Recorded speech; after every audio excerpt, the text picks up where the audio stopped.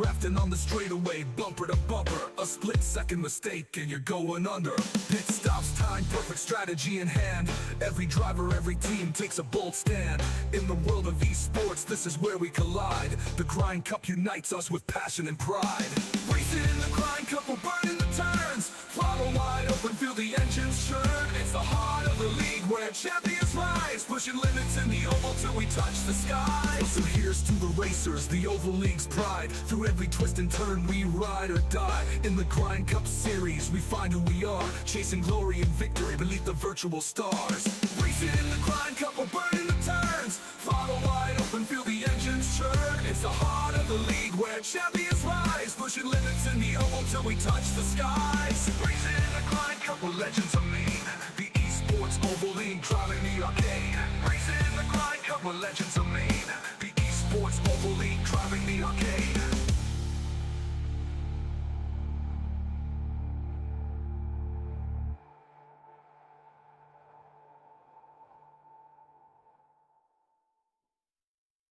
Under the lights, engines roar, we're ready to go. The esports Oval League with the best race to show. Grinding gears, chasing dreams on the virtual track. No looking in the rear view, there's no turning back. Every lap it's a battle, every corner's a fight. Precision in the daytime, adrenaline at night. The Grind Cup series, championship and mission. The goal we all crave, speed and skill define the legends we raise. Racing in the Grind Cup, we're burning the turns. Throttle wide open, feel the engines churn. It's the heart of the league where champions rise, pushing limits in the oval till we touch the sky. Plus a green flag to checkered, it's a razor-thin edge, pushing harder with each second, living on the ledge, drafting on the straightaway, bumper to bumper, a split-second mistake and you're going under. Pit stops, time, perfect strategy in hand. Every driver, every team takes a bold stand. In the world of esports, this is where we collide. The Grind Cup unites us with passion and pride.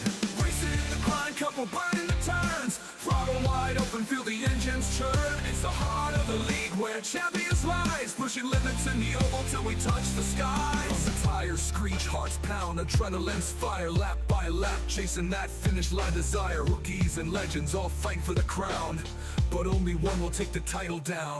Every lap it's a battle, every corner's a fight.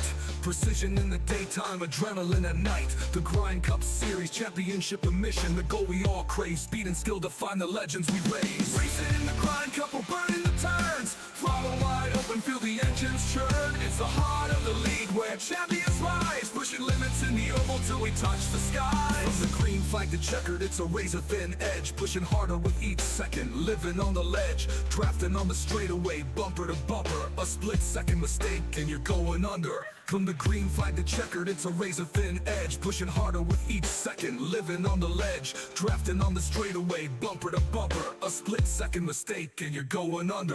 Pit stops, time, perfect strategy in hand. Every driver, every team takes a bold stand.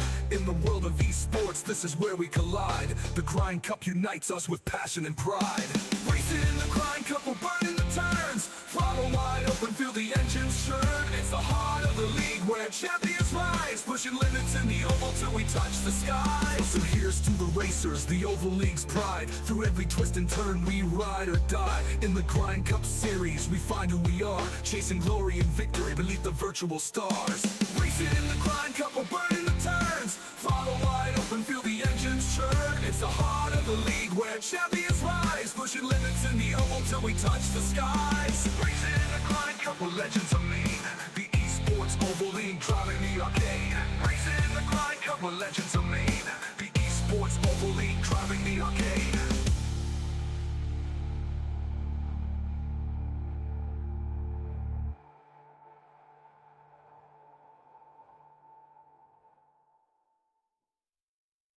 Under the lights, engines roar, we're ready to go. The esports Oval League with the best race to show. Grinding gears, chasing dreams on the virtual track. No looking in the rear view, there's no turning back. Every lap it's a battle, every corner's a fight. Precision in the daytime, adrenaline at night. The Grind Cup series, championship and mission. The goal we all crave, speed and skill define the legends we raise. Racing in the Grind Cup, we're burning the turns. Throttle wide open, feel the engines churn. It's the heart of the league where champions rise, pushing limits in the oval till we touch the sky. From the green flag to checkered, it's a razor-thin edge, pushing harder with each second, living on the ledge, drafting on the straightaway, bumper to bumper. A split-second mistake and you're going under. Pit stops, time, perfect strategy in hand. Every driver, every team takes a bold stand. In the world of esports, this is where we collide. The Grind Cup unites us with passion and pride. Racing in the Grind Cup, we're burning the turns. Throttle wide open, feel the engines churn. It's the heart of the league where champions rise, pushing limits in the oval till we touch the skies. The tires screech, hearts pound, adrenaline's fire. Lap by lap, chasing that finish line desire. Rookies and legends all fight for the crown, but only one will take the title down. Every lap it's a battle, every corner's a fight.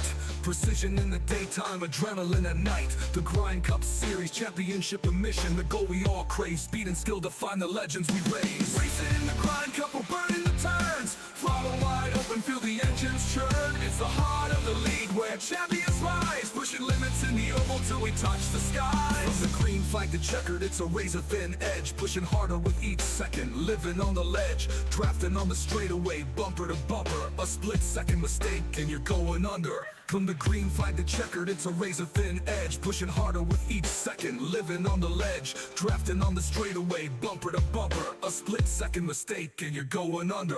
Pit stops, time, perfect strategy in hand. Every driver, every team takes a bold stand. In the world of esports, this is where we collide. The Grind Cup unites us with passion and pride.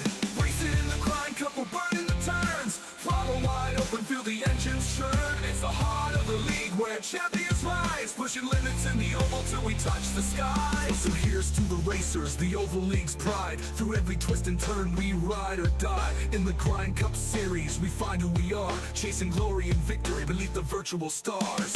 Racing in the Grind Cup, we're burning the turns. Throttle wide open, feel the engines churn. It's the heart of the league where champions rise, pushing limits in the oval till we touch the skies. Racing in the Grind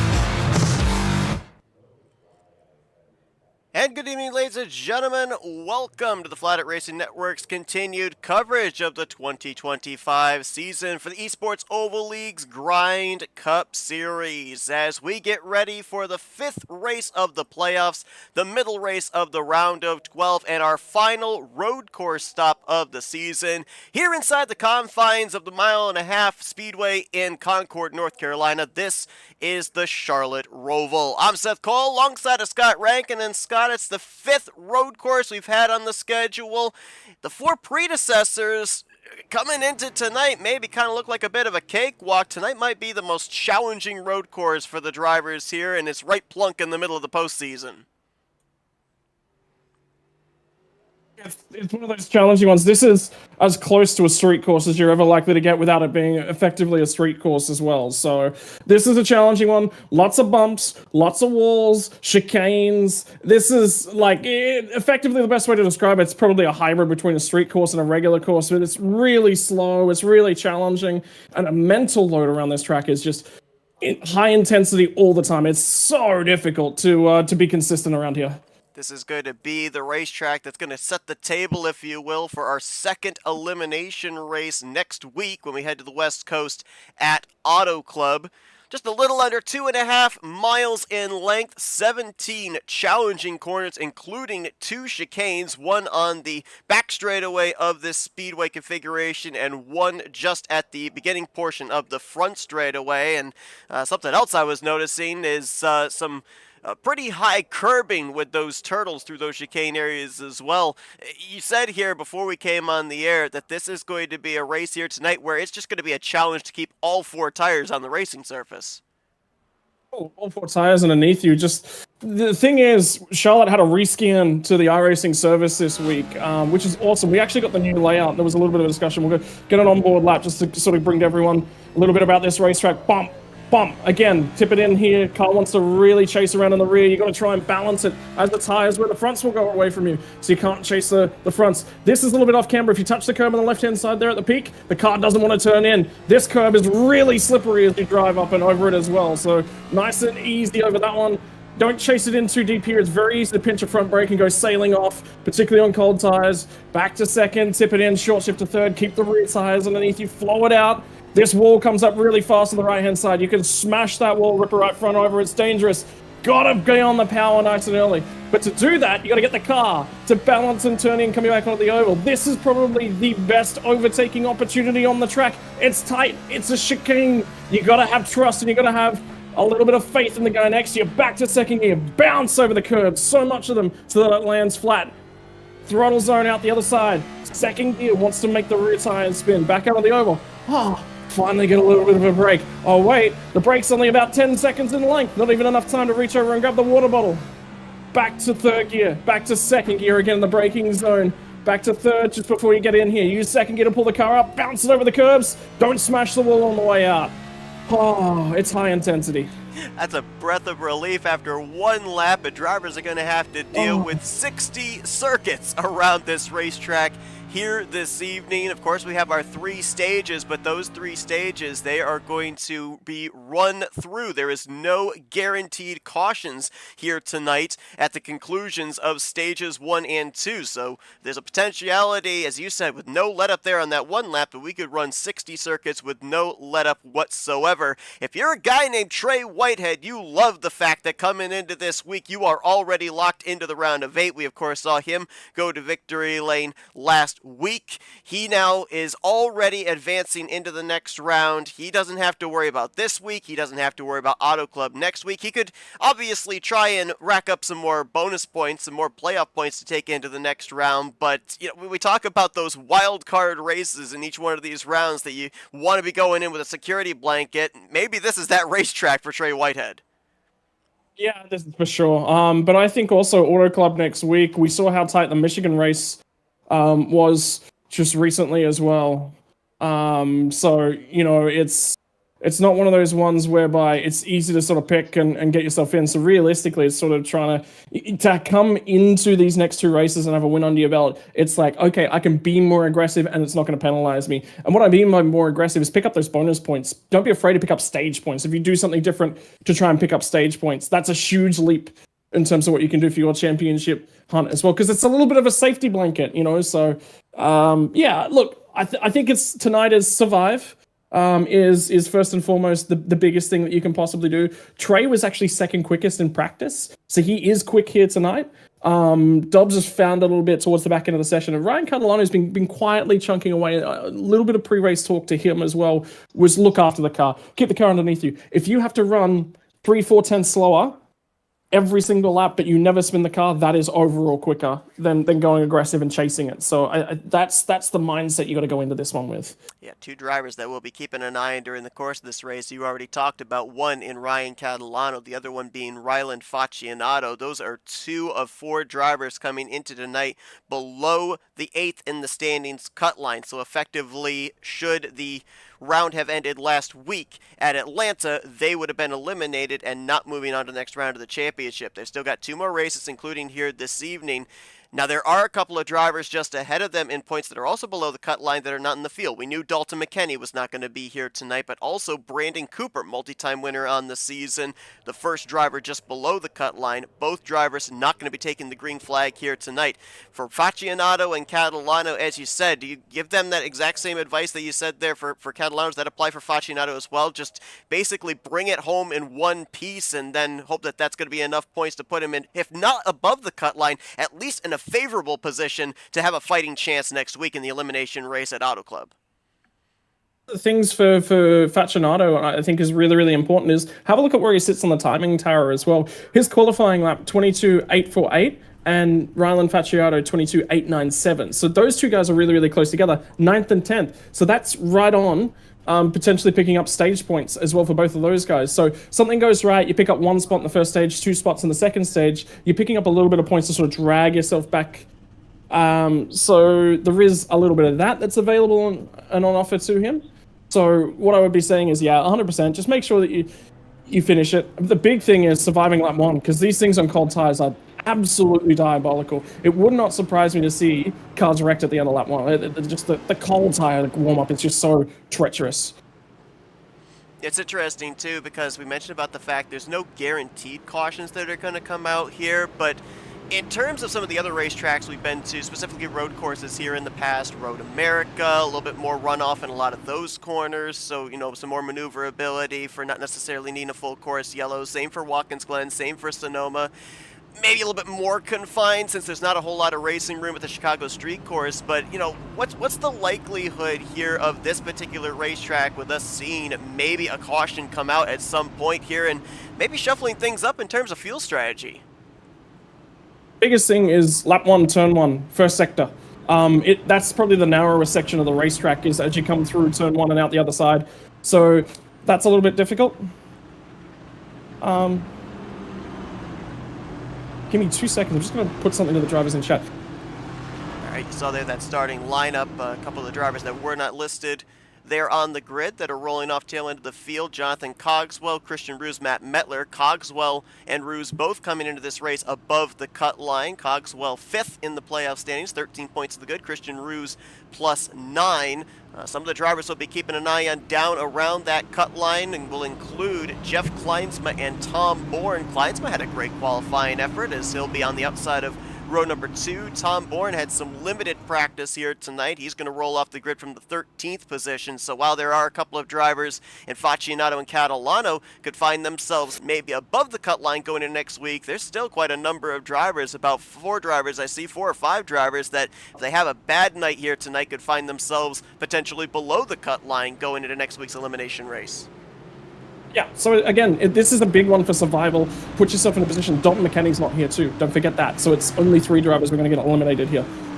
So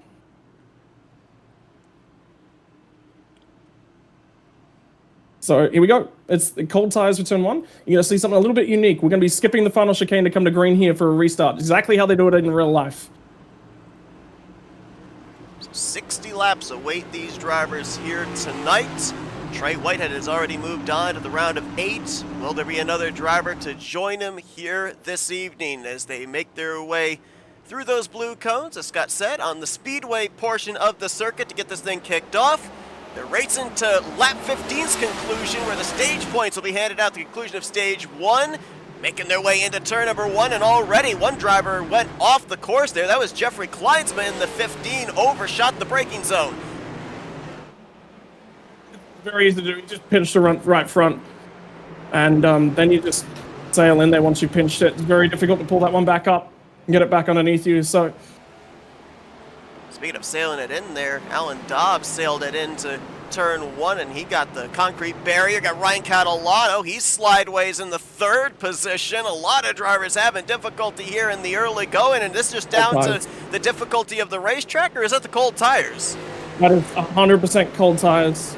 It's the first time we've actually fired at a turn 1 with cold tires. You remember in qualifying and practice, you get a full lap worth of warm-up. You do get that here, but it also pulls the tires off because we're running around at pacing speeds. So there is that too. So it's just about taking a little bit of, smarts in the way that you go about your racing here. Jeffrey Kleinsman has been able to get the car refired. He is back in 17th, but running on the lead lap. We got trouble here in the back straightaway chicane. Looks like Patrick McQuaid and Rylan Faccianato might have gotten together. They're both pointed back in the correct direction here. We'll try and see if we can quickly take a look at what happened to the both of them. Couple of drivers, couple of Chevrolets, one playoff driver, one non-playoff driver, as it looks like both of them just completely overcooked it there into the chicane, and see them serving the penalty there. Pretty much come to a stop, continue rolling, and you're able to avoid a much worse penalty there. It's a kind of a time penalty, I guess, you're giving yourself. Yeah, there is a slowdown penalty for going down that. No, with Jackson, that's was the an challenge. issue there. It was over in turn 1. Seeing a lot of drivers spinning on the cold tires, getting themselves up to temperature.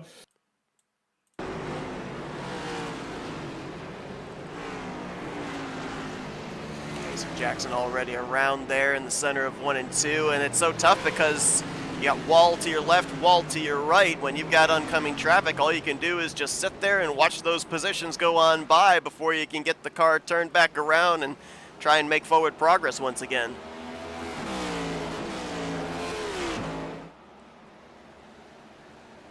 You mentioned the lap times by Trey Whitehead in practice. Was looking pretty sporty. Now he is out in front showing the way, and Trey, with that victory last week at Atlanta in his hip pocket, he'd love nothing better than to pick up back-to-back victories and carry even more bonus points into the round of 8. Be nearly enough to lock himself into the round of 4 too, which is what I think he's targeting. But there's a long race ahead. There's 60 laps. Undercut is strong here, but the problem as well is with the tire where that cold lap is absolutely diabolical on the tire. And the problem with that is that you've got to go around on that cold tire lap. So you're out lap slower. There goes McQuaid going around. He was trying to make a move on Christian Ruse. He's in the middle of the track, and he's going to get hit by Matt Mettler in the 31, as well as Noah Jackson in the 20. That's Brock Whitehead there as well.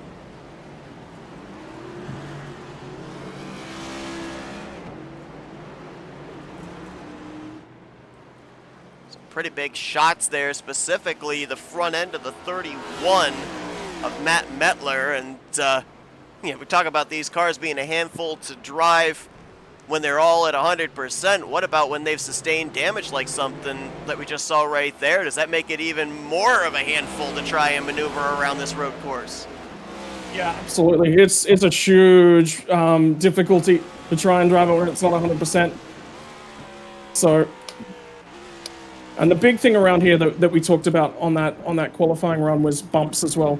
The rescan actually added more bumps, so the cars were actually more difficult to drive than they were in practice for most of the drivers earlier in the week as well.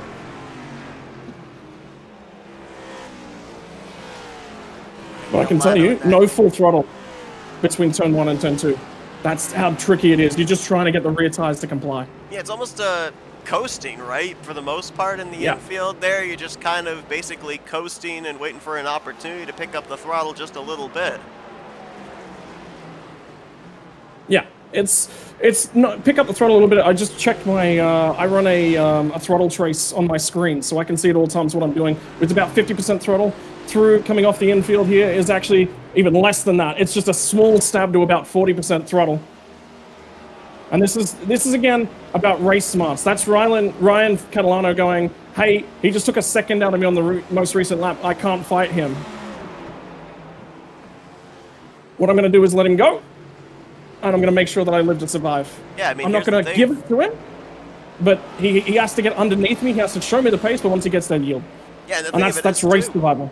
In the case of Ryan Catalano, he already had one bad race last week at Atlanta. He cannot afford back-to-back poor performances, or else he's going into next week at Auto Club in a must-win situation. Yeah, and that's what he's thinking. So he'll have a think about that. Think about how he's driving the car. Trey will be doing the same. He'll be thinking long-term. He'll be taking very little out of the tire. Saw Tom Bourne roll off the grid from the 13th position. First 4 completed laps. He's been able to work his way up to 6th. So looking good as he's trying to build a bit of a cushion between himself and that cut line. Currently Tom coming into this race 6 points ahead of Brandon Cooper, 7 points ahead of Dalton McKenney. Both those drivers not in the field tonight, so a little bit of breathing space. Now trying to build a little bit more of a gap between himself and the 25, the 92, the 2 drivers that are below the cut line coming into tonight. He also probably wouldn't mind trying to leapfrog Jeffrey Kleinsma or Christian Roos, who are only a few points ahead of him above the cut line. And the big thing for him is that he actually came into it tonight as well with a back injury, and he turned about 3 laps of practice. So this is a really good drive from him, and he'll be driving to that marker as well. He knows that he can probably go faster, but it's about what can he finish the race with will be what he's thinking. So, and that's driver adjustment. That's psychology going, okay, I'm not at 100%. What can I do? Alan Dobbs showing the way here, looking for yet another victory on the season. Locked himself very early on into the round of 12. Going to victory lane the first playoff race and looking to advance into the round of 8. But that car, despite being out in front, has some kind of damage somehow because he pancaked the right side of that machine in the early going into the concrete barrier off of turn 2. It doesn't really look like there's visible damage there, but I would be surprised if you can get away with making contact anywhere on this racetrack and not having it affect your car in some way, shape, or form. Oh, and Trey Whitehead just went around. Looks like that's over there in the section of turn 7. Be making your way up into the speedway turn 1, and looks like he's having some difficulty getting that car refired. Now it begins to roll, but not before he's going to fall outside of at least the top 8. And it looks like he's still got some problems here. No, his right front's torn off the car. Oh, and Larry Bell just ran into the safer barrier right behind him. And Larry Bell's done for the day after that one as well. So again, just makes it even more important for Trey Whitehead having that victory last week at Atlanta, because depending on circumstances here today, and if Trey didn't get that victory last week, he could be finding himself he'd be in trouble. in a bit of a precarious situation going into next week. So that's unfortunate for Trey, but you're right. You know, he also can race a little bit more aggressively with just the way that the the cars coming in. But how he manages that, how he manages tires, all of that, that's something that we're all going to be talking about. Doing some running earlier on the week prior to the rescan, the tires on the rear were actually getting down to 30% left. And what happens is once they get below 50%, they also wear quicker. And the car just starts to really move around from the rear end of the chassis. So this is difficult. And in fact, gear selections that you would have seen me making are actually based upon being able to get traction out. I don't have the throttle discipline in second gear to get out of a lot of the corners in second gear. So it's a very short shift to third to preserve rear tires. Because if you don't, you are going to be in trouble for most of the race. Just saw an exchange for 7th. Jeffrey Kleinsma was getting reeled in by Peyton Holland. Let him go in the entrance to turn number 7. Peyton coming off of that runner-up finish last week at Atlanta. 21 points to the good coming into this one. If I recall correctly from the information we had back in round 1 from Trey Whitehead with the playoff standings that we've got here and everything, I believe he said 57 points is what you want to have above the cut line to be absolutely secured in. While Alan Dobbs, who right now is the highest driver, not locked in, highest in the point standings, isn't even halfway to that safety blanket, if you will. He was only 28 points to the good above the cut line, but you get 2 back-to-back good performances here in this round of 12. It makes your job at least a little bit easier in defending that gap you've got to the cut line next week at Auto Club. Yeah, so the 57 number is mathematically absolutely locked in, but we were dealing with a number, we were talking about it after the race last week, and the number becomes somewhere around the 35-point margin. Is safe enough to go, definitely. We think at that point, the scenarios that are required for you to get knocked out are too far-fetched that it's just not going to happen. So that's sort of the number that you're dealing with. 35 points is what you're trying to deal with. And there's actually a fair few drivers who are already around that number. So you may have noticed on the scoring pile-on, we're used to seeing the number 9 each and every week, piloted by Chris Roberge. Roberge eliminated from the playoffs back in the first round, but number 9 has got a new driver behind the wheel, at least this week, as Chris Mackey makes his first start on the season, giving it a pretty good run in the 6th position and putting the pressure on Tom Bourne, maybe for 5th. So good to see him out there and having a crack.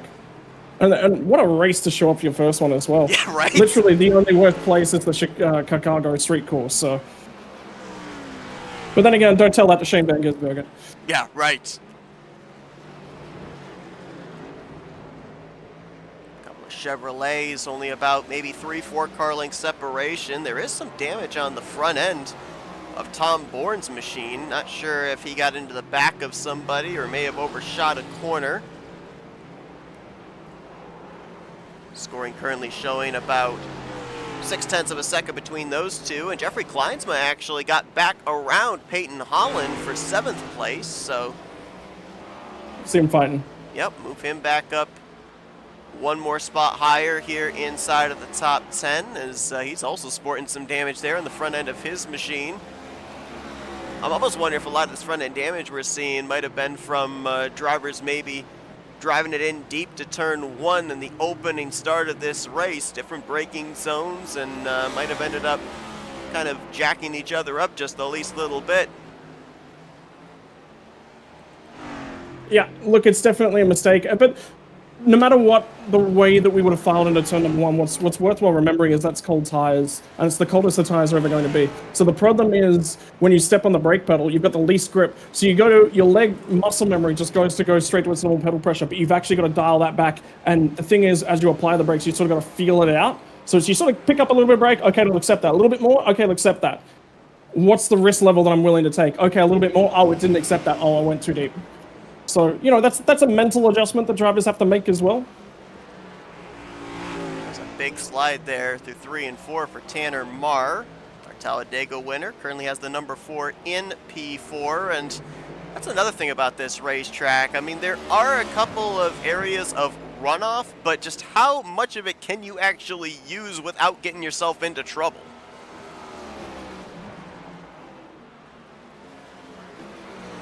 Generally use it reasonably aggressively It's not so much getting yourself into trouble, there's a slowdown penalty to go. So realistically, if you're heading to either of the chicanes and you take the runoff area, it's generally because you're away. So, knowing when to bail out is really, really important. And knowing when to be aggressive on it is really, A lot of battles really important as well. And thinking about about what's sort of, there is realistically Oh, I'm sorry. only one other car You're having some connection issues here. I thought you stopped whereby talking. the tire is actually where. Go ahead.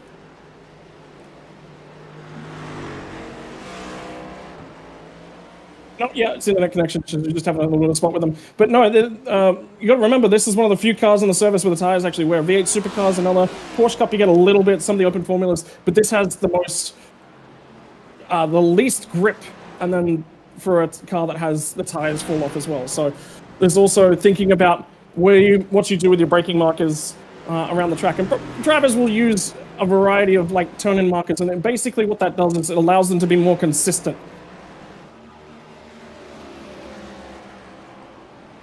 Some great battles closing up all the way through this field. The battle for the lead, the battle for 5th, the battle for 7th. Good three-way battle going on around the 9th position as Noah Jackson trying to work his way back up through the field after having an issue over in 1 and 2 in the opening laps.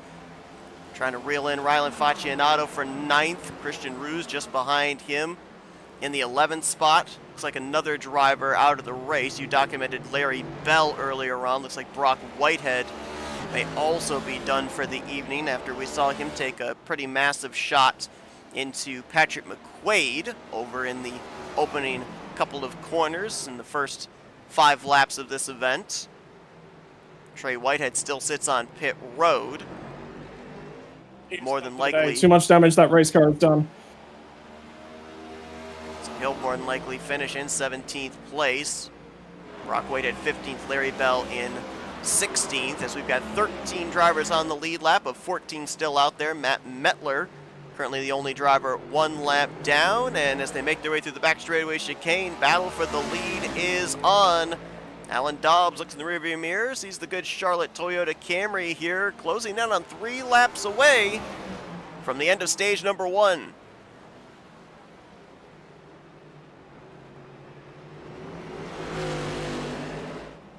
Oh boy, this is going to be a tight battle to the end of this stage, I think. Because remember, for Dallin, it's a bonus point, so that's what he's thinking. That's a bonus point I carry into the next round. So what's the risk level that he's willing to apply to that one? Yeah, interesting when you look at the current running order. You've got 6 playoff contenders inside of the top 10 right now. 4 drivers aren't even battling for the championship up here, with an opportunity to kind of negate some stage points. Catalano still solidly in the 3rd position. 13 seconds back to his nearest competitor, and a non-playoff driver in Tanner Marr, another non-playoff driver in Chris Mackey. Then Bourne through Noah Jackson, all playoff contenders, actually down through Rylan Faccianato, all playoff drivers looking for those valuable points, as Tanner Marr with an issue. He's on pit road now. Pit lane. Yeah, I did hear that one on the in-race radio. There was a big cry of, oh no.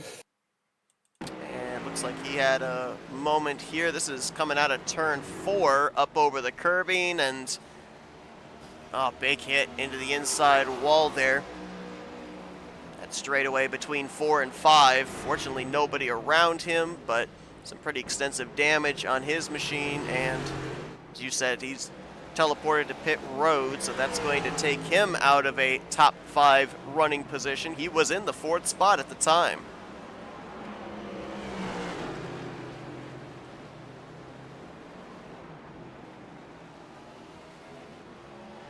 So obviously, for all the playoff drivers currently inside of the top 10, probably the goal is cross the line, complete lap 15, get those stage points. But we don't have a caution that comes out at the conclusion of stage 1. So how long before we end up seeing drivers have to shift their focus from stage points to pit road? Your window tonight's 25 laps. We have 60 laps in the race. You cannot cut a pit stop out of this race. which means the best way to run it is 20 laps on the tires each and every time. So end of lap 20, I would expect to see the bulk of the field in.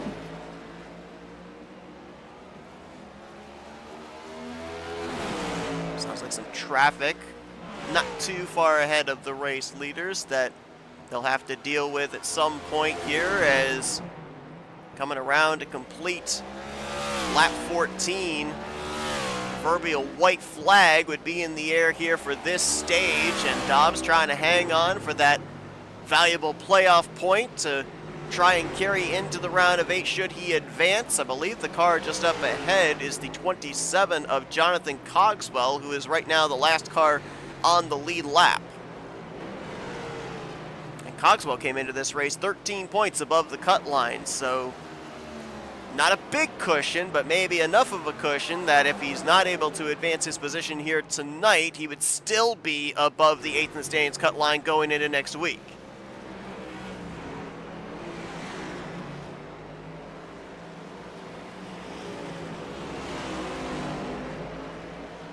It's tight, and then Cogswell recognizes what's coming.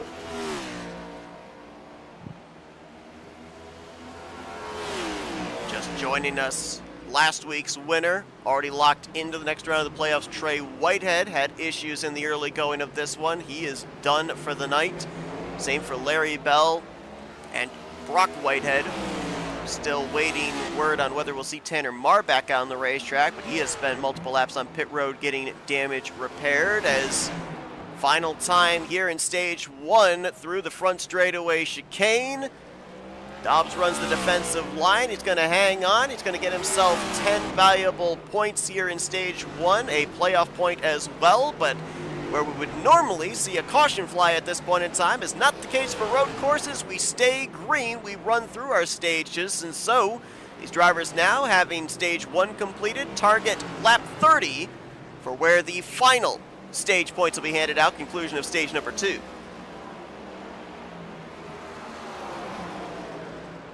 So I think this battle is going to be won and lost on pit road, I'm going to be honest with you, with who gets into their stop. Remember, I've got the number 1 stall, so my transit time through the lane is actually quicker.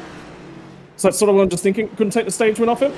So that changes my mindset. Again, I'm thinking, how do I get this done? What are my options at all times?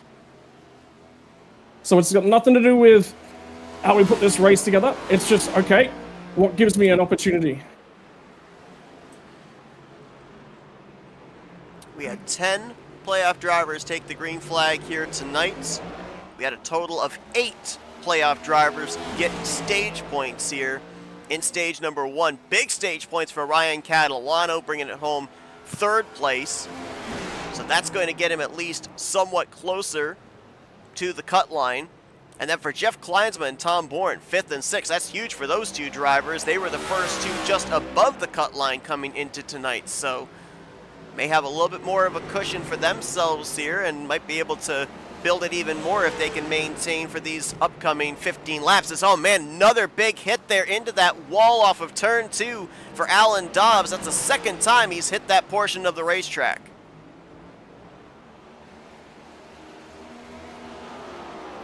Yeah, so he's trying. He's really, really trying. The car's not doing what he wants it to anymore. Which is the same for all of us, realistically.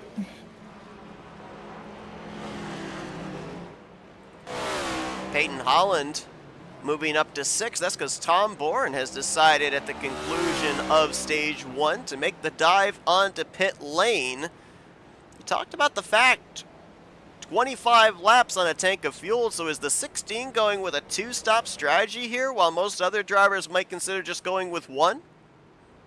It's 2 for the field. It's 100% 2-stop strategy for the field. He's just using a little bit of a window to try and get the undercut done.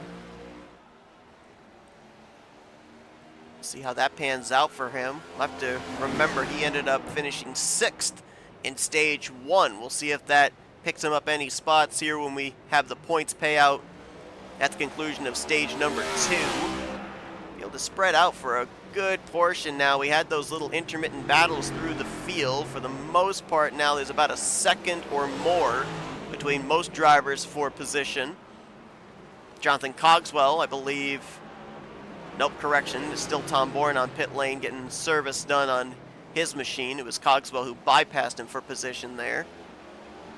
Jeff Kleinsma, Chris Mackey might be heating up for the 4th position, but until we end up seeing that interval close up a little more, we're going to keep it right here at the front of the field as these two Toyotas continue to duke it out for the top position, closing up on 20 laps completed here tonight at the Charlotte Roval. Give you a little something too, Seth. I know that I'm quicker than Alan, so I know that I'm going to get it done eventually. It's just working him over. It's trying to get him to make a mistake. That's what road course racing is all about. Can I get him to go a fraction deep at the chicane? And then he's offline for me to get back onto the power. He covers that really, really well, and I got wheel spin out the exit. So that's good defense from him again, right? So it's just covering. Some people might term it blocking. That's how you go road course racing at the top levels. You just make it awkward.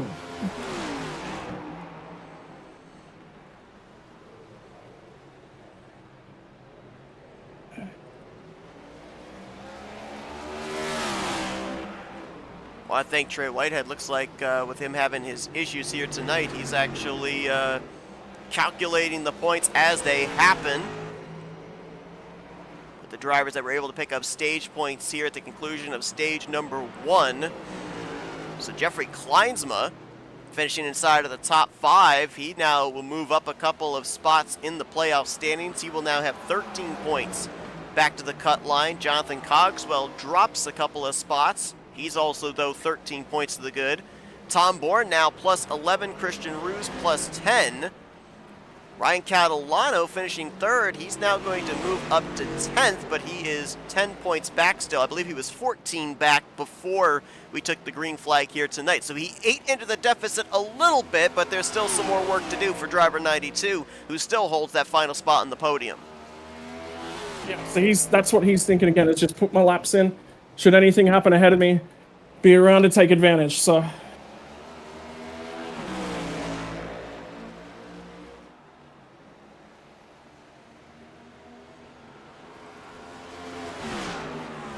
Tom Bourne, the only driver so far that is pitting as soon as I say that.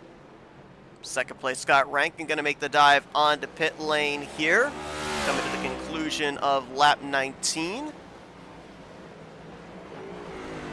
This just puts a lot of pressure on Dobbs. Dive as well. So, again, Seth, this is all about pressure, this move. This puts a lot of pressure on both mine and Dobbs' cold tire lap, but I back my skill on that. So that's the plan. Just apply pressure, see where they crack. That's racing. Racing is a psychological game. You have to get out there and get it done. If he's covering me, all right, what's he doing? Why is he doing it? How can I take advantage of that? If you block, I like seeing guys block. You know why? It opens up the lane into the next corner. So again, leveraging every opportunity that's available to me. If I follow him in the pit lane, I follow him out of pit lane. So let's not do that.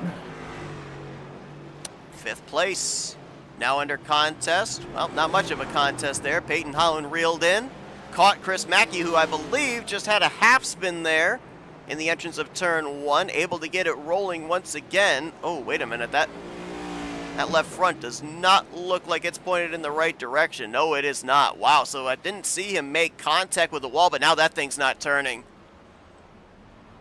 Was running inside of the top 5 and definite suspension damage on Chris Mackey's Chevrolet, making his first start on the season, and I'm not sure he's going to be able to drive that thing back around to pit road.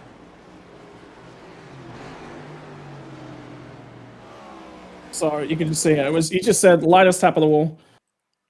Unfortunately, the big thing is when you've got a lot of wheel in these cars, and that's the big key, is wheel. When you hit the wall, that's where they break suspension. If you hit them square on, they're actually not too bad.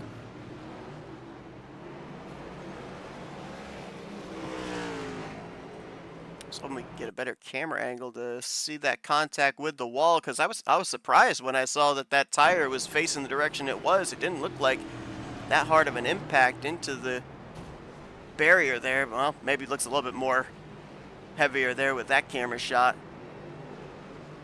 And you can see the tire there. That is facing 45 degrees inward towards the front bumper of the race car, and you see the end result. He's just not able to get that thing turning into the entrance of turn 3.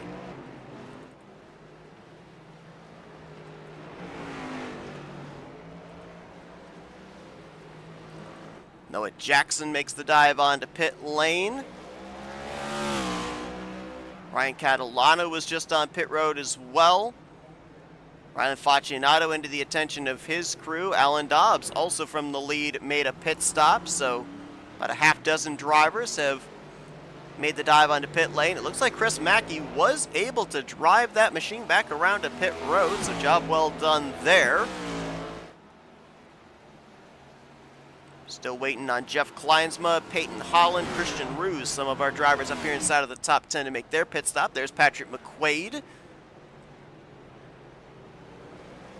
It's been a struggling night for the driver of the 77. Saw him have that early spin, and he's not really been able to recover much track position since then. Dobbs around! Half spin, kind of catches the wall there through 1 and 2 that kind of straightened him back out. It's different on the second set of tires, Seth, because I'm having the same issues.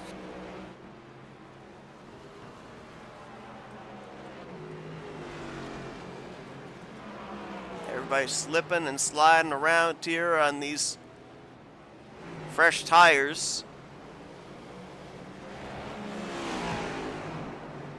Closing in on the conclusion of stage number 2 here. Next time by will be 8 to go. As it looks like officially Tanner Marr has retired out of the race, leaving us with 13 drivers still out there.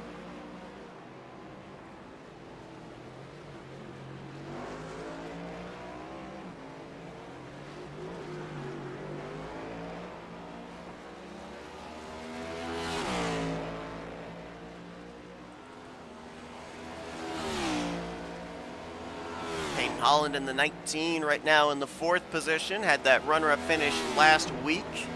Scoring after the stage points were handed out. Have him 25 points above the cut line now. And Alan Dobbs with that stage victory now 40 points to the good.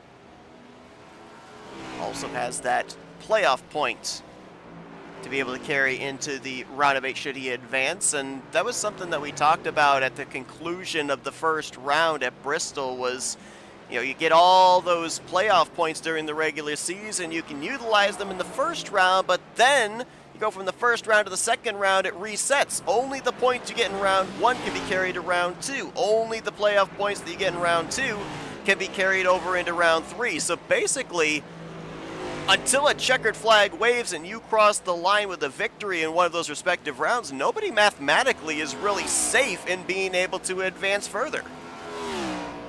Absolutely not. It comes down to what you're willing to do to get there. You know, it just changes the mindset.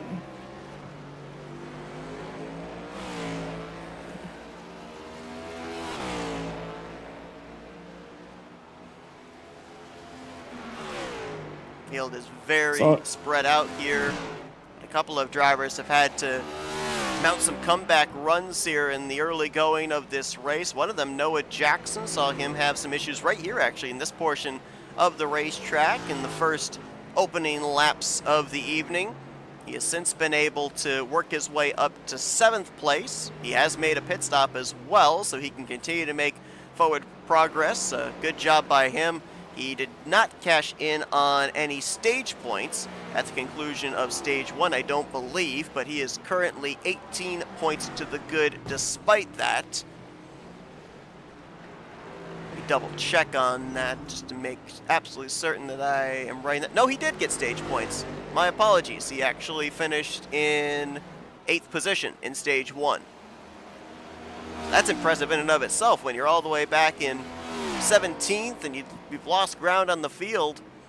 To be able to bring it back inside of the top 10, still be able to capitalize on some stage points, and continue to try and build the buffer between you and that cut line. That's what you got to do. I think Auto Club, like we saw, I wouldn't say a messy, but an aggressive race the last time we were there. I reckon this time around we're going to see a very different kind of race because you can't be as aggressive. So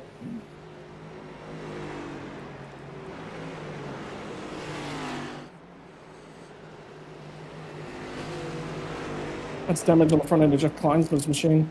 You were talking Still about Ryan Catalano kind of being sneaky consistent with his lap times in practice. I was seeing Jeff Kleinsma up there in the top 5 in the running order in practice as well, and showing the same kind of speed here. Currently inside of the top 5 in the 4th position. You go back to the Peyton Holland performance. We talked about that it was kind of almost the race of the season for him. This here today could be the race of the season for Jeff Kleinsma, and the fact that he came into this race not necessarily safe. He was very close to that cut line. Man, look at all 4 tires leave the racing surface there as he goes up over the curbing through 15 through 17. But you know, there's those races you look at with a driver and their current scenario, and they're not necessarily a must-win, but they're in must-perform. You could kind of argue the case for that here for the 15 of Kleinsma, and he's doing a great job performing exactly where he needs to. And you'll also see him as well choose who he's going to race. Like, there are guys that he needs to race and guys that he doesn't. He was coming into tonight just thinking about putting points on the table. And I would say to now he's done that. So he's just going to make sure that he logs laps to the end of the race, keeps picking it up, and he'll be fine. See here on the graphic, lowest he ran was dead last. Why was that? Well, when the green flag waved and the driver's headed for turn 1, he overshot the corner. Had it parked nearly into the tire barrier at the entrance to turn 1, and then was able to get it refired and has made forward progress. So add him to the list of drivers that have done a great job of coming back from early adversity. And he'll know he's got damage after that first pit stop as well. There'd be a number on his dash in the middle of the stop that says you've got damage. How much of it do you want to repair? So I don't think he will. I think he'll keep plucking away at some of the optionals as a part of the pit stop. Rylan Faccianato currently in the 7th position. Second car 1 lap down. You see right up ahead of him, second place Scott Rankin. Lee Faccianato may have gotten the last stage point. No, he got 2 stage points at the conclusion of stage 1, which is good for him to get points. The problem is a lot of the drivers he's trying to catch also got stage points and finished ahead of him at the conclusion of stage 1. Faccianato now finds himself 12 points below the cut line. Now, with where he's running, if he's able to stay there, he will leapfrog Dalton McKinney and Brandon Cooper as far as positioning in the points are concerned, but he still will probably have some work to do, probably even after leaving the Charlotte Roval here tonight, going into Auto Club. But I go back to our first elimination race at Bristol, and there was a point where we talked about Faccianato was pretty much out of it. But then we ended up seeing as the second half of the race went on and more drivers ran into issues and more drivers finished behind the wall, we started to see that 25 creep up position after position after position in the running order, and he was able to pick up enough spots and enough points to be able to advance. That says to me, regardless of what the scenario is for Rylan, however many points he is below the cut line going to next week, we can't count out the Pepsi Chevrolet. Yeah, he's there and he's still trucking, you know, and that's the big thing from tonight is don't stuff it in the fence, don't break a wheel off, and keep trucking is the big thing. Keep yourself alive, keep going for it. What can you do to keep yourself in this race? Everyone in the field has had a spin tonight except I think maybe Ryan Catalano. I might have just cursed him. Hopefully not. Mentioned about 25 laps. The target number for drivers looks like Jonathan Cogswell, last of the drivers to come to pit lane, went 26 laps on this run. So every driver has now made a pit stop and still will have to make one more. One would have to assume the benchmark driver would probably be Tom Bourne again. He was one of the first ones to dive onto pit road to begin the first cycle. Be about maybe 15 laps away from him making his final pit stop of the evening, and probably will draw more drivers down there as well. But this time by going to be 2 to go in stage number 2. Dobbs looking for the stage sweep here at the Charlotte Roval. Chris Mackey has retired out of the race after we saw him take that, well, that it didn't seem very heavy impact, but obviously it was a lot of suspension damage in the left front portion of his Chevrolet over in the entrance of turn 1. He'll get credit for 13th, so that leaves us with 12 drivers running, 5 of them currently on the lead lap. Dobbs, Rankin, Catalano, Kleinsma, and Peyton Holland being those drivers, and even Peyton Holland is only running about 16 seconds ahead of the race leader.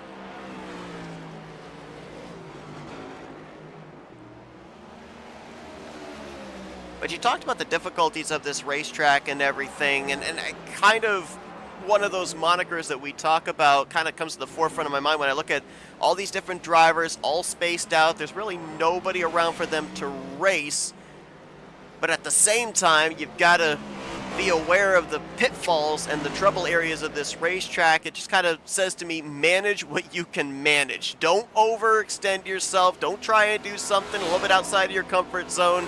Stay in the comfort bubble, because that's how you're going to make sure that you either finish where you're at or maybe be able to take advantage of others' misfortunes. If you overstep, then you're the driver that the others are going to take advantage of your misfortunes.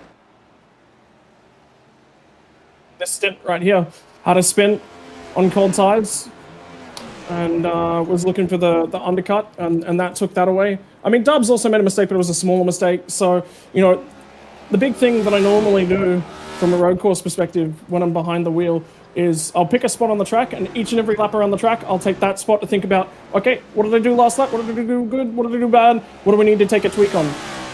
And the big thing for me this run is it's been talking about looking after keeping the rear tires on the ground and planted, particularly on those cold tires. I can tell you, my fronts are starting to go away. It is very, very difficult to pull up and turn the car now. I'm having to use more and more steering wheel, which is actually what you don't want to do, but that's just the natural reaction. So it's just managing myself more so. Sure, the race car, but don't forget it's morning over here. We're heading into spring. It's starting to get hotter and hotter inside my racing room. I didn't open the window before I drive. These are all the little things. It literally feels like it's about 90 degrees in my room right now with how hard I'm working. And remember, sim racing, unlike other sports, is a physical sport. It's not like other esports. You sit at home in Counter-Strike, you don't sweat. You don't work as hard. So we just have to go back to stage that 2? onboard we did with you in that qualifying lap and how exhausted you were after that one, to be able to get an idea of how physically taxing it is to work a race car around the confines of the Charlotte Motor Speedway.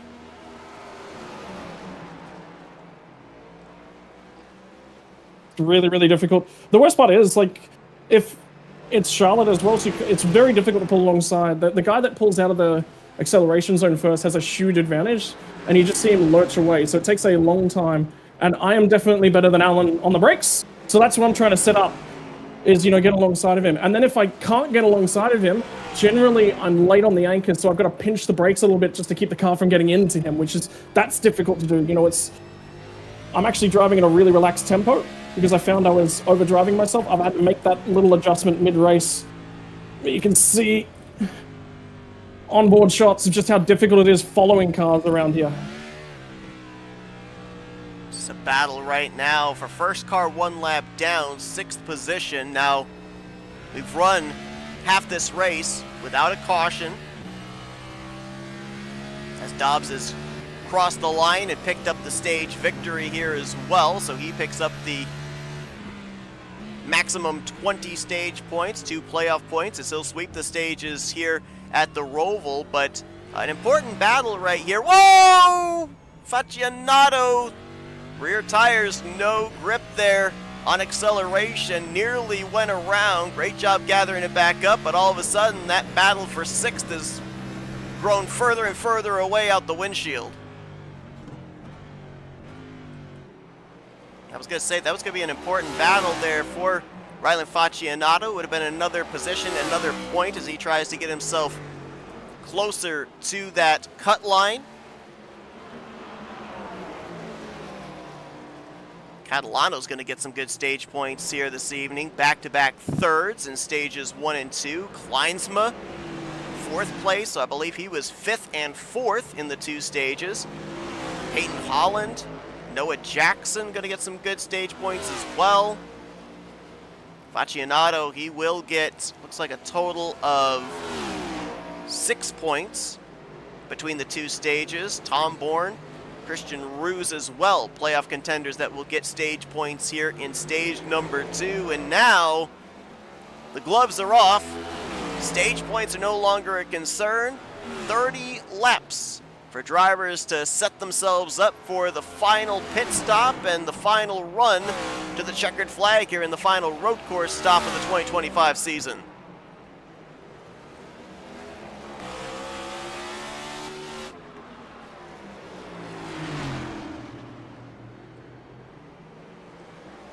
Battle is on for the lead through the tight 1 and 2 corners. Dobbs may have the inside advantage here through 3 and 4. Rankin tries to use the curbing. Though the runoff, trouble up ahead of him there. That's Patrick McQuaid backing up right in front of the leaders. McQuaid with an issue there out of 3, or a correction, out of 4.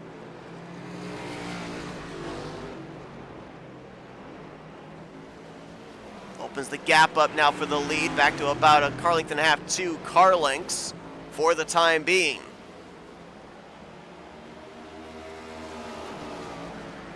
Quaid running in the 10th position.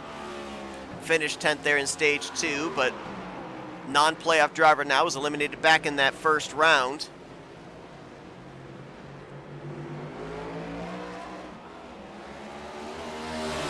I know he's sponsored by that Top It Off hot sauce sponsorship, and maybe a little pun intended, but things getting spicy now around that cut line.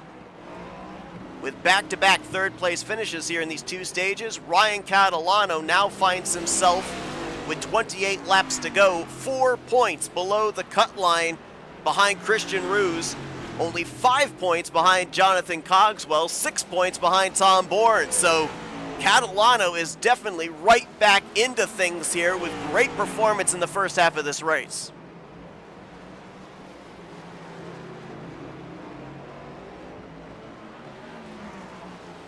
A reminder that next week it'll be the second of our elimination races here in the 2025 Esports Oval League Grind Cup Series playoffs, brought to you by Top It Off Hot Sauce. So we will be on the West Coast. Second time we will be at the 2-mile speedway known as Auto Club. 12 drivers began this round. 1 driver has moved on in Trey Whitehead. 7 drivers will join him when the checkered flag waves next week. We'll be bringing you coverage of that starting at 9 p.m. Eastern Standard Time next Wednesday night here on FRN.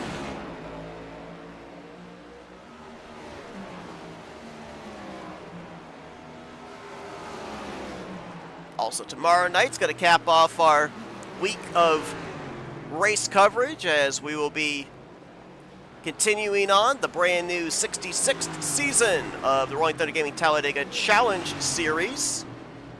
Chuck McClure went to victory lane, back-to-back seasons that he's taken the season opener. And you'll be seeing the second battle of the season as drivers will get ready to make preparations for the playoffs in the early going of the season. You'll see it simulcasted on both Flatout Racing Network and our colleagues over at Tarnation TV. Green flag for that, going to be 9 p.m. Eastern Standard Time. That is tomorrow night, as traffic now becoming a factor in this battle for the race lead. Jonathan Cogswell moving out of the driver's way as they approach turn 7. Christian Ruse, I believe, is the next driver up ahead, already a lap down. They're going to approach him down the back straightaway here. Actually, correction, that's Peyton Holland, who is the last car on the tail end of the lead lap right now in the 5th position. And they're going to close up on him heading through the speedway section of 3 and 4, road course section of 13 and 14.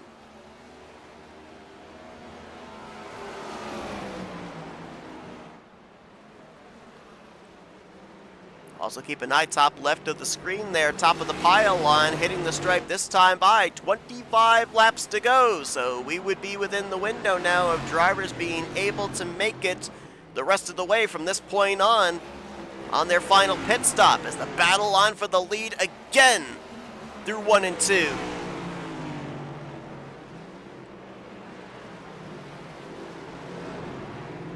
Crossover out of 4, headed into 5.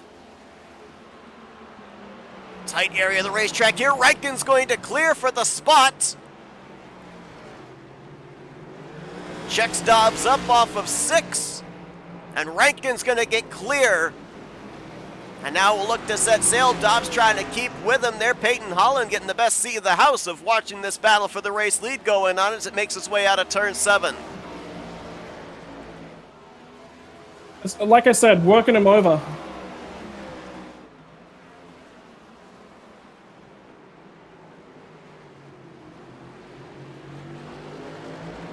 So it's all about challenge, and it's all about pressure, and it's all about making sure that he doesn't get to run his line every single race. That time we changed things up. Heading down into 3 and 4 actually squeezed him a little bit, because the last couple of times I've given him a lot of room. That caused him to run deep. I was able to get up high, cross him over, get the drive over.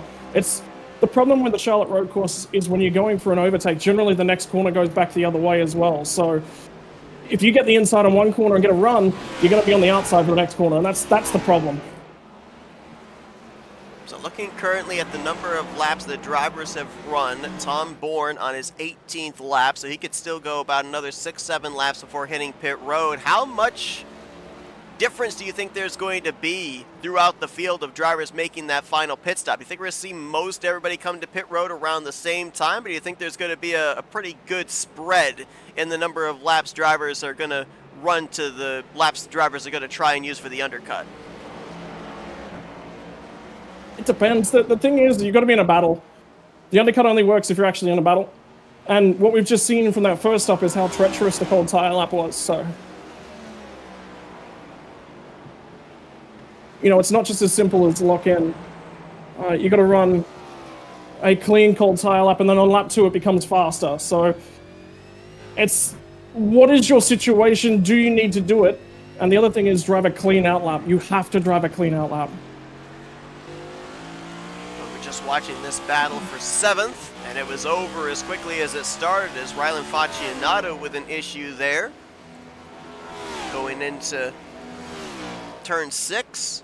Tom Bourne takes advantage. He'll pick up that spot, move into the 7th position, and he's actually starting to close up as well on Noah Jackson for the 6th spot. We'll see if that battle culminates before Bourne makes the dive onto pit road. And yeah, we ended up seeing after that first pit stop, both yourself and Alan Dobbs have some issues on those cold tires.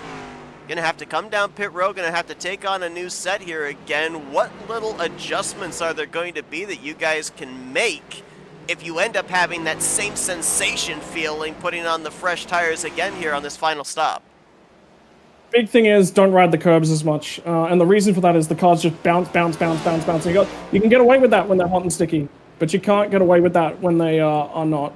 So it's gonna be about keeping the car straight. That means I actually have to tinker with my line a fair bit, because my line is eating a lot of curbs, whereas Alan doesn't have to do as much tinkering, he doesn't use as much of the curbs, so.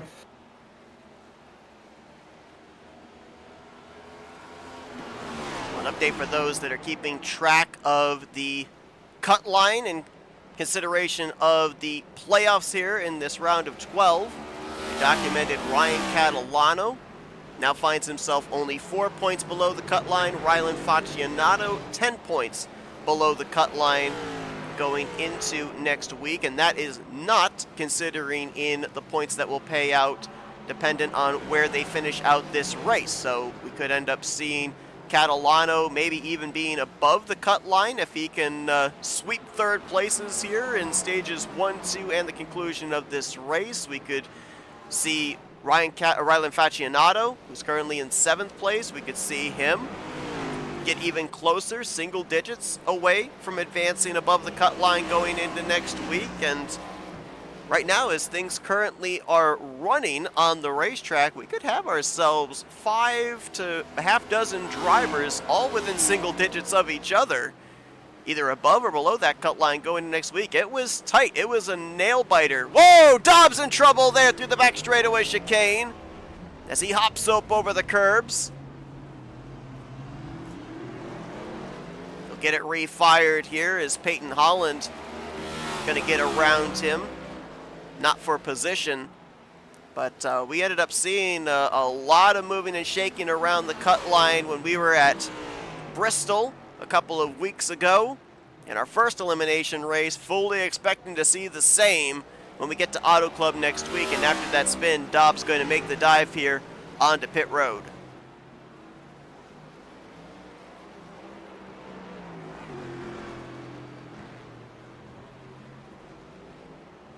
Would not surprise me if that was just running a different line up and over the curbs. Ryan Faccianato with an issue there. You can see, you saw him in the background over here on the back straightaway chicane. We'll get that car refired, but it is going to, I believe, lose him a position. And now he's coming to pit lane as well, it would appear, in that Pepsi Chevrolet. Tom Bourne also made a pit stop 1 lap ago. We'll see if other drivers will be making the dive onto pit lane here, as we'll be coming up to 20 laps to go here this evening.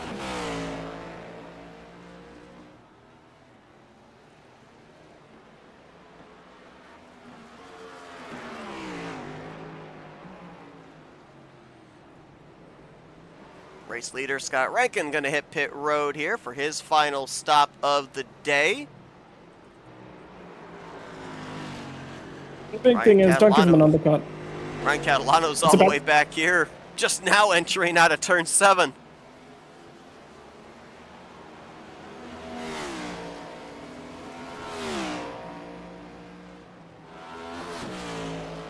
It's tricky. This is a really, really tricky race. Cold tires are huge, man. Like, you just got to survive now.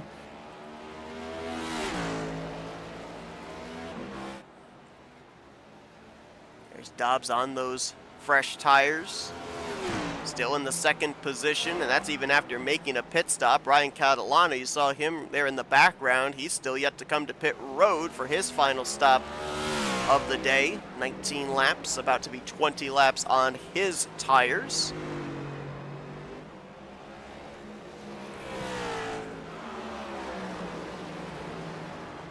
Rankin making his way through turn 6. Jonathan Cogswell just behind him. Cogswell in the 11th position. Cogswell has not scored any stage points here tonight so far. And that now puts him only 5 points to the good above the cut line as things currently run after the points are paid out at the conclusion of stage 2. So I believe he had a 13-point cushion between himself and the cut line coming into tonight after Atlanta last week. Could find himself going into Auto Club in a bit of a precarious position, especially with Catalano, Kleinsma, Ruse, and Bourne all up inside of the top 10.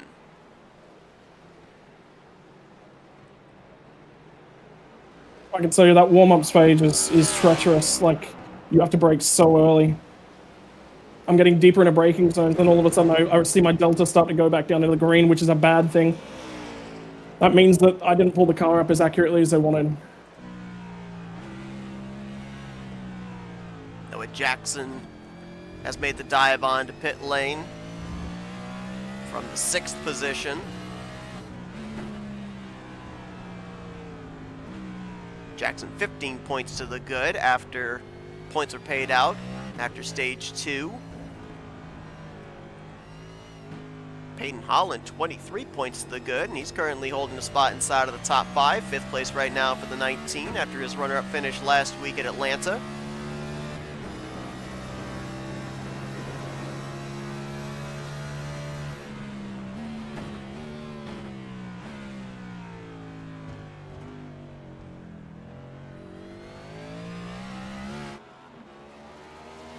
Just see how close to the barriers you get out of that 2nd chicane, but that's what you got to do. But the wall there is not straight, so it's just managing little things like that around the track.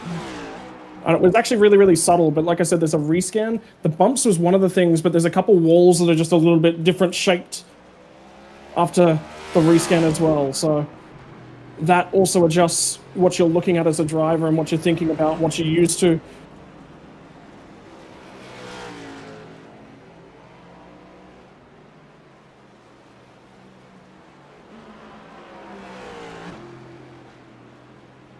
Still about more than a half dozen drivers yet to make the dive onto pit lane for the final time here today, including the 92 of Ryan Catalano, who just went around. I believe that was Jonathan Cogswell having an issue. Yep, he was into the, might have missed even the tire barrier there. He might have been into the safer barrier in the entrance to turn 1. Get that car rolling once again.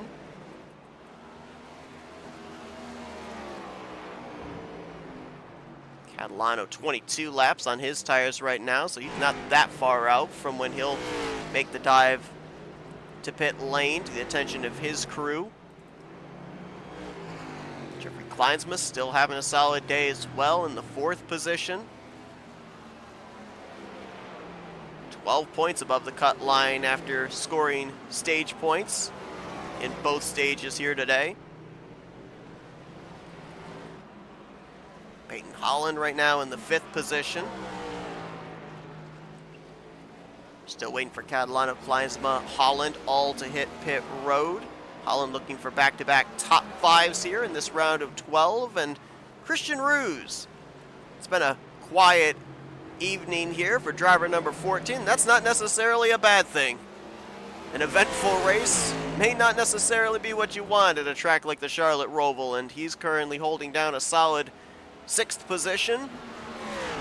Problem for him right now is, though, a number of other drivers around him in points scored more stage points than he did, so he currently sits only 4 points to the good ahead of Ryan Catalano, who right now sits 3 positions ahead of him on the racetrack, as Catalano has made the dive onto pit road from 3rd place.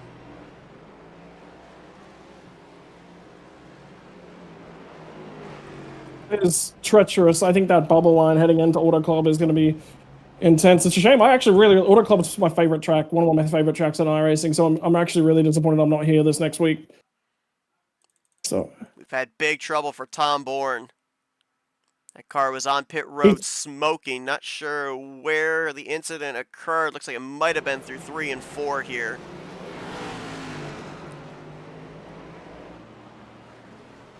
Noah Jackson was coming up pit road. Tom overcooks it, hops up over the curb, head on into the tire barrier there through the center of 3 and 4, and you see the end result is smoke billowing out from underneath his Chevrolet.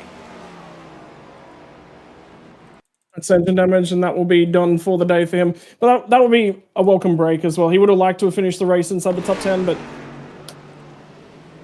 we already documented back issues for him, means that, you know, he'll sit there and go, I'm so glad that's done. Oof. Tricky place on the racetrack, too. Noah Jackson coming off of pit lane after his pit stop. Jeffrey Kleinsma got a little piece of that as well.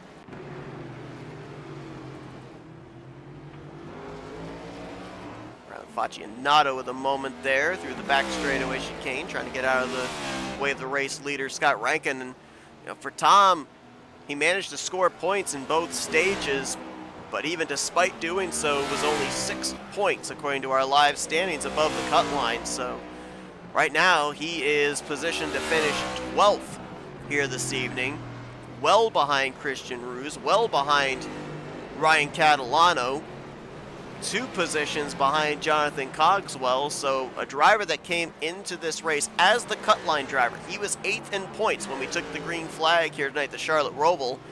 He could very well find himself below the cut line going into next week's elimination race. Because he wanted to run practice this week. I was talking to him beforehand, but he just couldn't. His first laps were in the session and only just before, and he spent most of that time trying to find a position he was comfortable driving in the sim. So he's going to have to carry that. Depends how well he recovers over the next couple of weeks. Will be important. but at the same time, he gets a break, and I think he needs it. He's done reasonably well today for no practice. The good news for Tom was he was able to score points in both stages. Also, the track that we're going to next week, Auto Club, as mentioned, it's our second time going to that racetrack. We were there earlier on this year, in middle of February, and Tom brought it home in the 7th position, led 11 laps in that race. So going into a track that he's got some pretty good previous numbers at, should he be below the cut line. Kind of looking at some other drivers as well. We know that Dalton McKenney wasn't going to be here tonight. He's pretty much going into next week's Auto Club race in a must-win situation. Well, he has a top 5 run there earlier on this season, finished in the 4th position, and Jonathan Cogswell, who has not been able to score stage points here tonight, could find himself, if not just barely above, maybe just below the cut line going into next week. He had an 8th place run here at Auto Club back in the early portion of 2025. So for some drivers that it may not look all that great for them leaving here tonight at the Charlotte Roval, at least there is a track coming up for the elimination race that they performed pretty well at earlier on. One of the big things as well is Dalton McKenney. Don't count him out.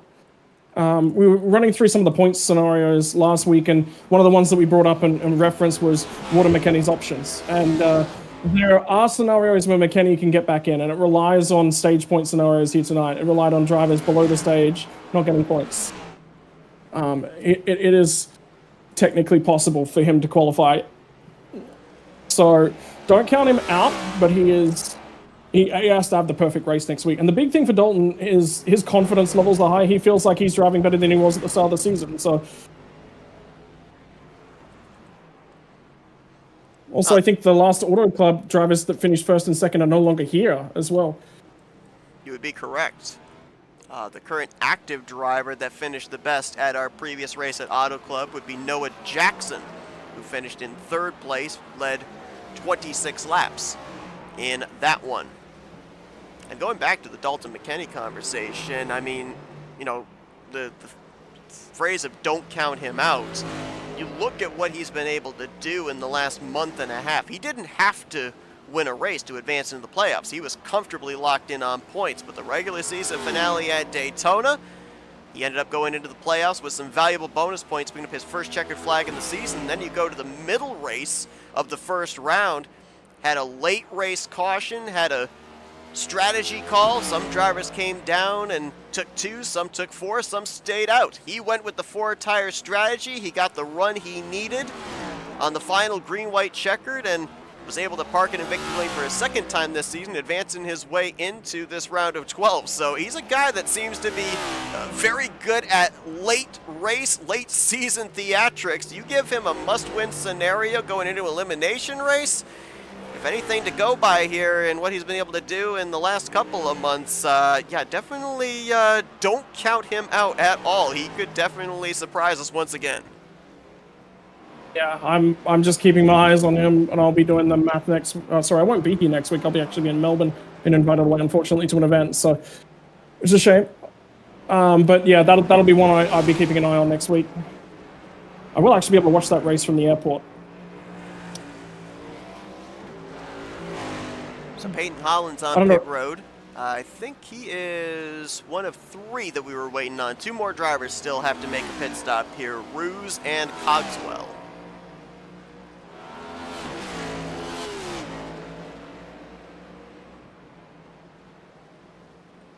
And the field is massively spread out right now. Over 20 seconds back to 2nd place Dobbs. Another 40-plus seconds from Dobbs back to Catalano. Only the top 3 on the lead lap right now.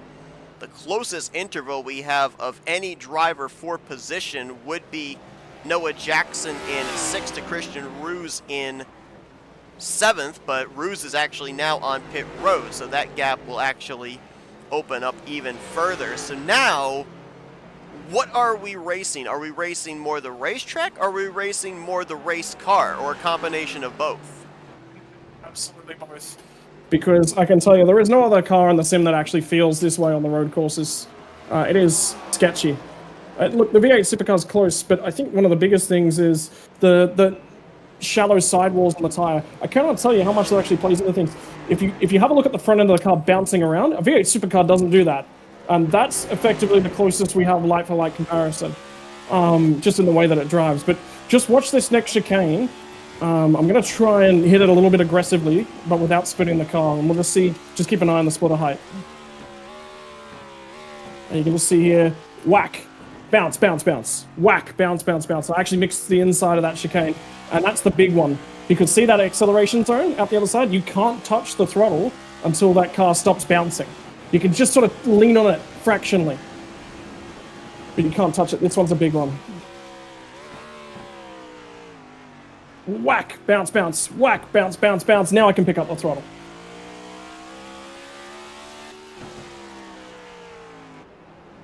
And that's basically the issues these guys have been having today.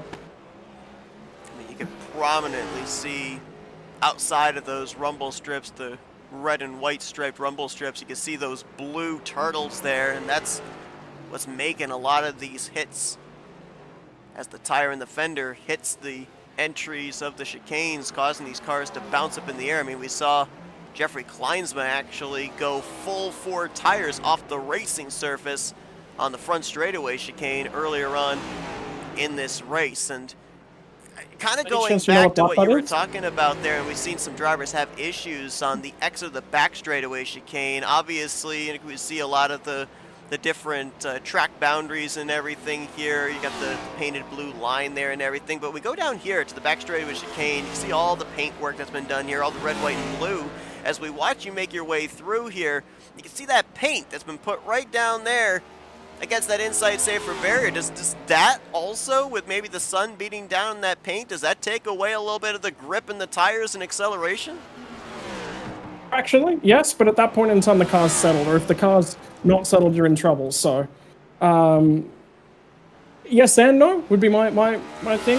If it was a little bit earlier in the acceleration zone, yes, it would be a problem. But because of where it is, you're actually out of second gear by then, and a little bit of downforce is picked up, so the car's really nice and stable. So.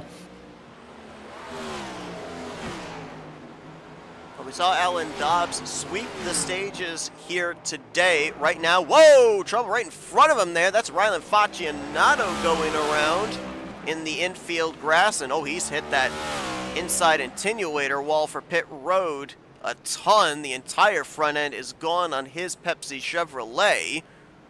And he was running 2 laps down, but inside the top 10 in 8th place. We'll have to see with only 9 laps to go if he can nurse that thing to the finish.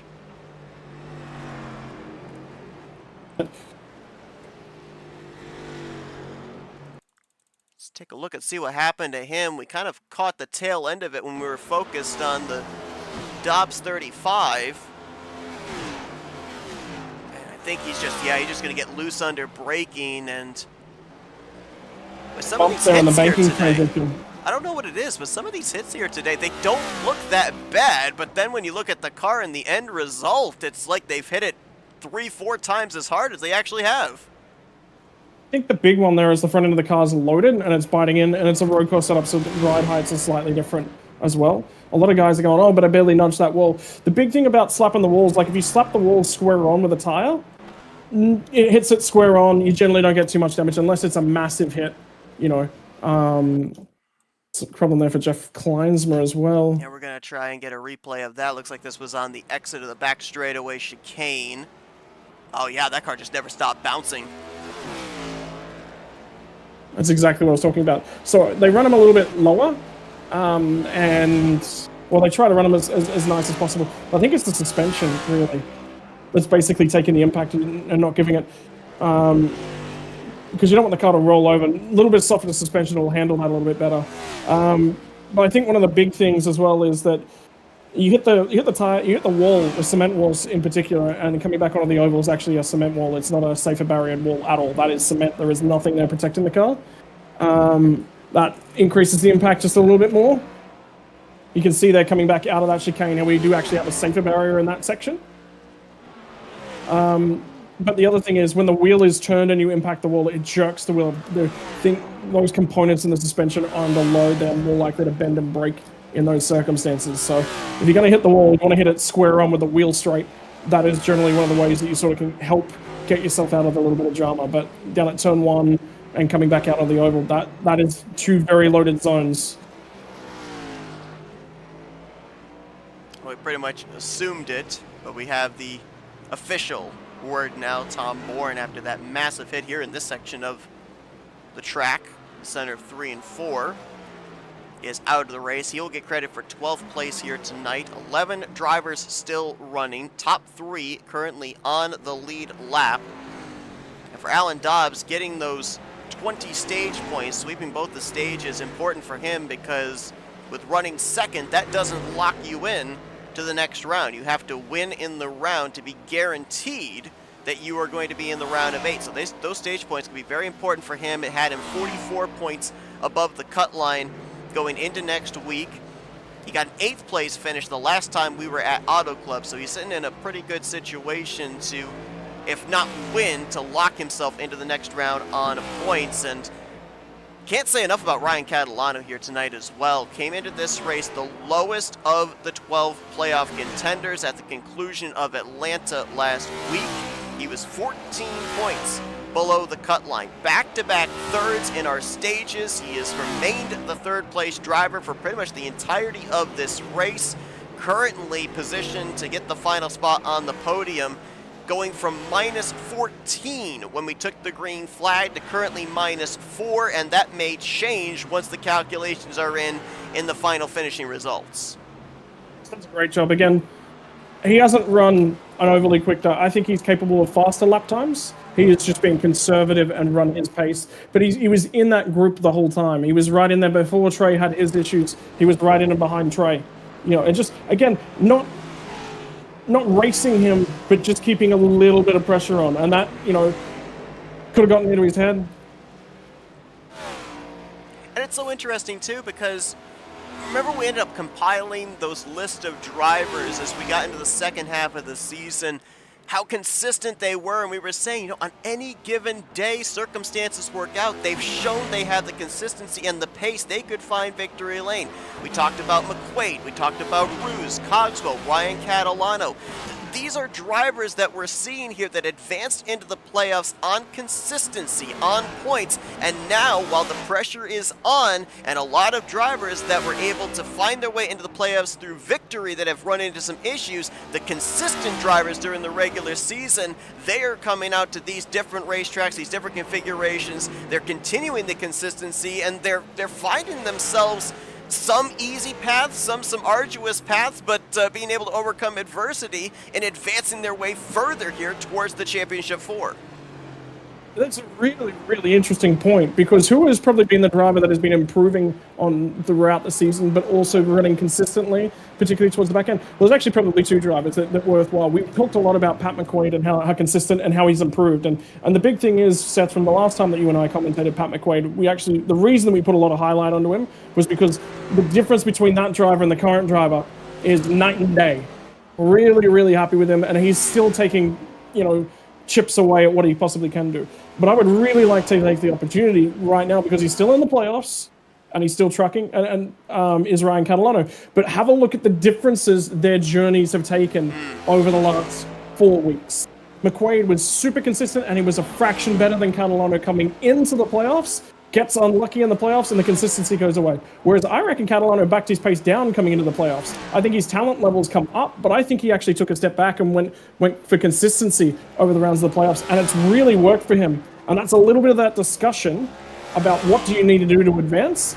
Sometimes it's actually, there are times to be aggressive, there are times to race for it, but there are also times to go, what is at stake here if I have a moment? Well, I can't take advantage of anyone else's moments, and that's the crucial thing for me about Catalano.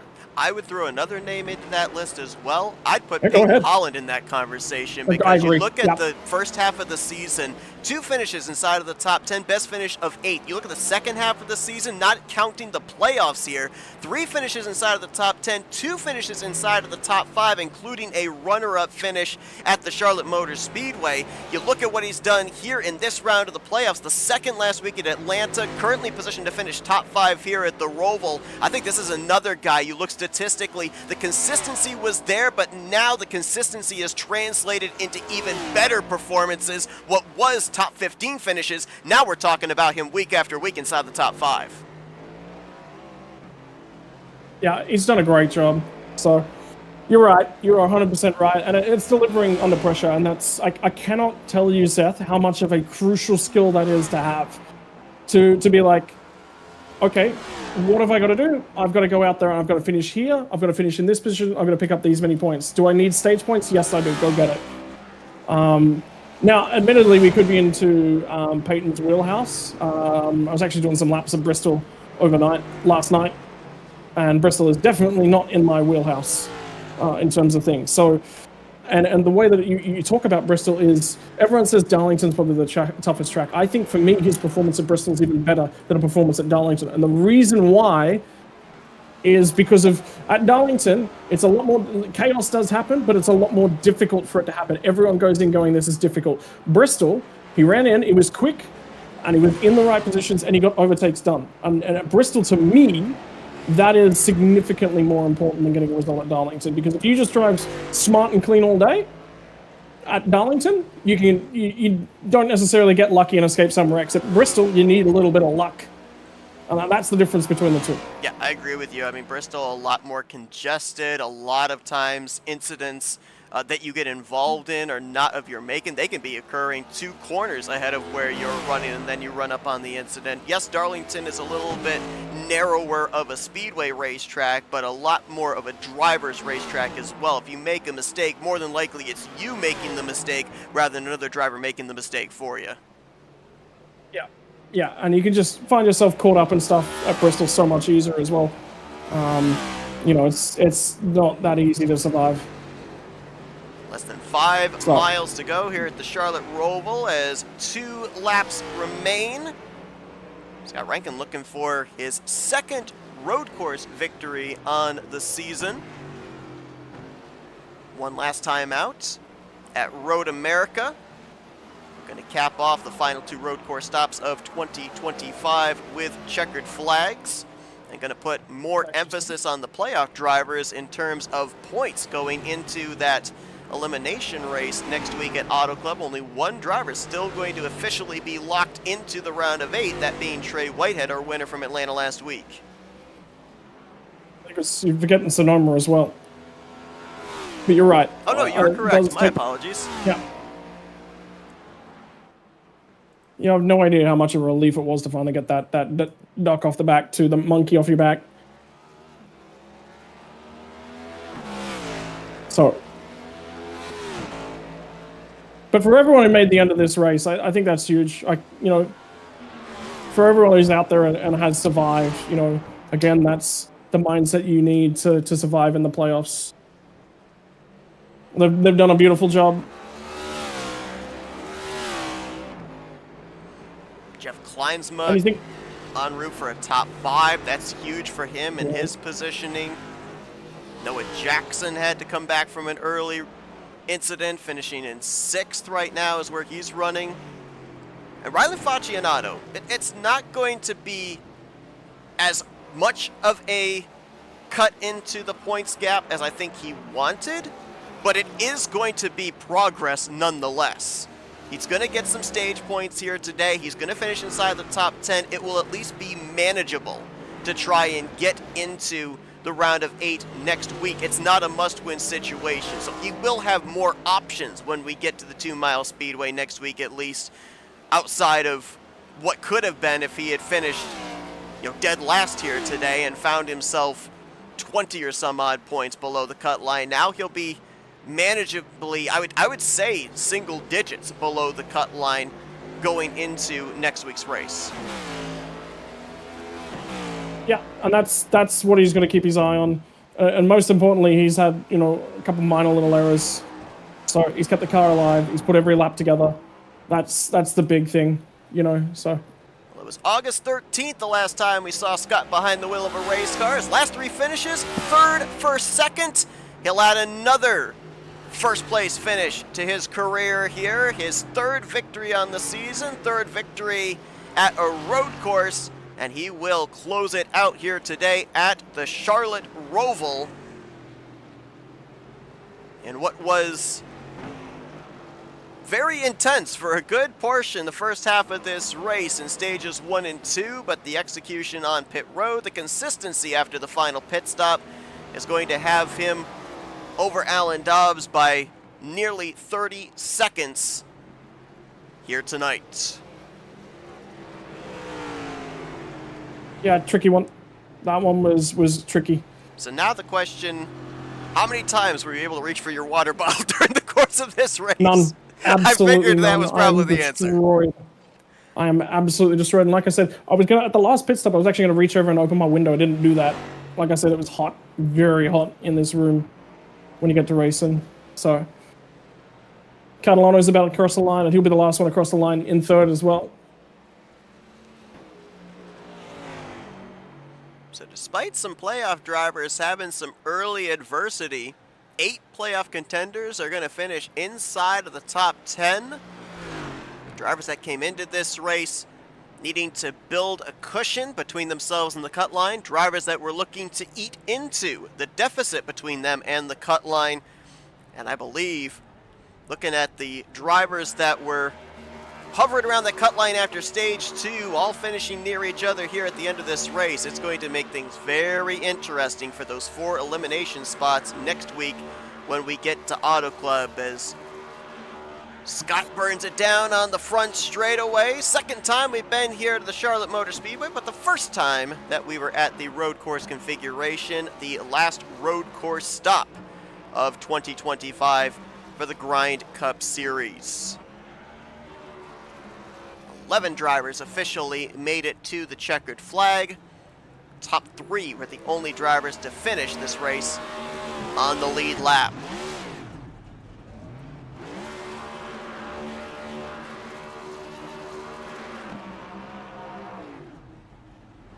Oh, that was a tough one today, Seth. Not just from all the parts of that we talked about, but also the racing and the racecraft. It is very, very easy to show up on a guy and make contact with him when you're quicker than him. To actually go racing and to be able to do that consistently, and that's where it gets difficult. Is you rock up on somebody and you're a little bit better in that aspect and a little bit worse in this aspect, and how do I figure that out? And at Charlotte, actually going racing, this layout of the Charlotte road course, by the way, we didn't even say midweek. There was a lot of discussion about whether we should run this layout of the Charlotte road course, and in fact, this should be probably the final time you'll see this layout of the road course.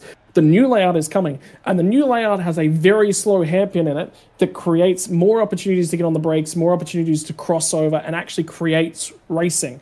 Nearly went racing there midweek, made the decision not to. And the big one there is that, it's more difficult to get it done on this one. That was a challenge. So, yeah, to everyone that got out there and turned laps and ran the whole race, congratulations. That is absolutely worthwhile being proud of and should be celebrated. So for everyone who did that, congratulations and enjoy the efforts as well. Hopefully everyone learns something from road course racing is the big thing. It's breaking discipline. It's this, it's that. So. Yeah, and you consider as well, all our speedways and everything, we end up having those guaranteed cautions, so there's a chance to catch your breath. What we've had here with the road courses has been we run through the stages with no reprieve, no cautions to come out and be able to take a little bit of a respite before gearing up for another restart. So it has brought about more of an endurance type racing style that these drivers have had to adapt to here, and it's put a lot more of emphasis on execution and not making mistakes as well, because you don't have that guaranteed caution to come out and save you. You got to make up all that ground yourself. So as we take a look at the finishing results here from this one, Rankin with the win. Dobbs is going to get some valuable points here today, as he not only got the sweep of the stages, but brings it home second, so he will have a comfortable advantage points-wise over the cut line going into next week. Ryan Catalano, we're going to be talking to him in just a moment. His fortunes changed in the span of one race. He was 14 points below the cut line coming into this one. Third place in stage 1, third place in stage 2, and a podium finish here tonight puts him 2 points above the cut line now, correction, 3 points above the cut line going into next week. So now he can kind of fluctuate between offense and defense when we get to the elimination race. Jeff Kleinsma came in just a few points above the cut line, 4th place here today. He's 14 points to the good now. Peyton Holland, solid top 5 run once again for him in this round. He's now 24 points to the good going into next week. And Noah Jackson, who had early issues, he had a pretty sizable cushion. It started dwindling after he had to work his way back up through the field. He'll bring it home in 6th, so he's 15 points to the good going into next week. Christian Ruse, he is going to be a total of 3 points ahead of the cut line, tied actually with Ryan Catalano as he brings it home 7th. Rylan Faccianato, he is a total of 9 points below the cut line. I believe he was 13 points below the cut line coming into tonight, so he made some gains, and he's still within striking distance. Patrick McQuaid brings it home in 9th, and Jonathan Cogswell, who failed to get any stage points in stages 1 and 2, he'll finish in the 10th position, but he is on the bubble. He is the cut line driver, 8th in the standings, only 1 point to the good over Tom Bourne, who was involved in an issue earlier on tonight, going to finish in the 12th position. The only other playoff driver that finished lower than him was Trey Whitehead. Whitehead finishing in 16th, but he was already locked into the next round with his victory last week at the Atlanta Motor Speedway. So that'll take us into our FRN post-race wind-down, and we said we'd be talking to him here in just a moment. Let's see if we can dial up the guy that brought it home 3rd place this evening to get a hold of Ryan Catalano. Hey, Ryan, Scott and Seth up here in the FRN booth. Got a copy?